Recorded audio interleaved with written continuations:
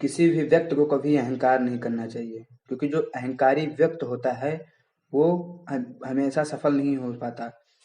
जब वो अहंकारी नहीं था तब भगवान उसे अच्छाइयाँ देते रहे, और जब वो सफल हो गया तो भगवान उनको अहंकार के अलावा उन्हें बुराइयां भी प्रदान करने लगे।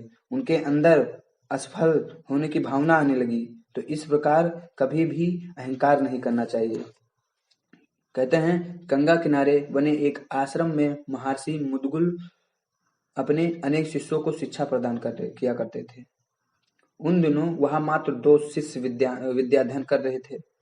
दोनों गुरु का बहुत आदर और सम्मान करते थे, और गुरु भी उनसे पुत्रवत स्नेह करते थे। धीरे धीरे वे दोनों परंपरागत विद्वान होते गए, परंतु वे दोनों अहंकारी भी साथ साथ होते गए, क्योंकि उनके अंदर विद्वान आ गए, उनके अंदर गुण आ गया, तो इसलिए वो अहंकारी भी होते गए। अपने आप को वह उनसे आपस में लड़ते रहे और अहंकारी होते रहे, और स्वयं को एक दूसरे से श्रेष्ठ समझने लगे। एक दिन महर्षि स्नान करके जब वहां पहुंचे तो देखा आज आश्रम की साफ सफाई नहीं हुई है, जो कि रोज दूसरे दिन जो कि रोज उससे पहले हो जाती थी। महर्षि ने दोनों को जगाकर सफाई करने के लिए कहा, तो दोनों ने एक दूसरे को सफाई करने के आदेश देने लगे।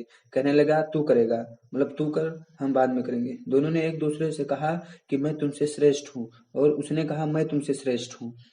ये इसलिए सफाई करना मुझे शोभा नहीं देता। महर्षि दोनों की बात सुनते रहे। उन्होंने कहा, तुम दोनों ठीक कह रहे हो, तुम दोनों विद्वान हो, तुम ही दोनों श्रेष्ठ हो। ऐसा कहकर वो झाड़ू उठाकर साफ सफाई करने लगे। या देखते ही देखते शिष्य शर्म से पानी पानी हो गए और उनका अहंकार पिघल गया। वे दोनों गुरुजी से क्षमा मांगकर साफ सफाई में जुट गए। तो इसीलिए कहते हैं कि अहंकार कभी नहीं करना चाहिए, क्योंकि अहंकार में जो आपका कर्म होता है, जो आपका अच्छा कर्म भी होता है, वो बुरा कर्म में बदलने लगता है। इसलिए